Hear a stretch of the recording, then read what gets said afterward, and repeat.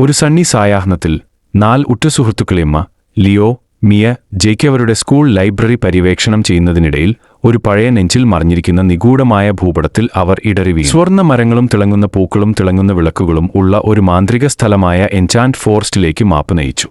ആവേശഭരിതരായി അവർ ഭൂപടത്തെ പിന്തുടർന്നു, താമസിയാതെ ഒരു അദ്ഭുത ലോകത്തേക്ക് ചുവടുവച്ചു. അവർ കൂടുതൽ ആഴത്തിൽ നീങ്ങിയപ്പോൾ ഒരു മിന്നുന്ന പാലം വെളിപ്പെടുത്തുന്നതിനു മുമ്പ് ഒരു കടങ്കഥ പരിഹരിക്കാൻ അവരെ വെല്ലുവിളിച്ച ബുദ്ധിമാനായ സംസാരിക്കുന്ന മൂങ്ങയായ ഓർണയും ബെന്നി എന്ന മിടുക്കനായ മുയലിനെയും അവർ കണ്ടുമുട്ടി. ഒരുമിച്ച് പ്രവർത്തിക്കുമ്പോൾ സുഹൃത്തുക്കൾ ശരിയായി ഉത്തരം നൽകി ഒരു മാന്ത്രിക കുളത്തിലേക്ക് കടന്നു.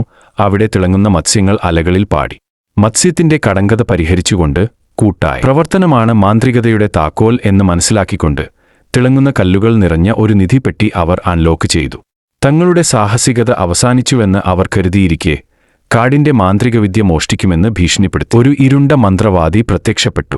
ധീരതയുടെയും സൗഹൃദത്തിന്റെയും ശക്തിയെ ഓർത്തു കുട്ടികൾ കൈകോർത്തു. അവരുടെ ഹൃദയങ്ങൾ പ്രകാശത്താൽ തിളങ്ങി.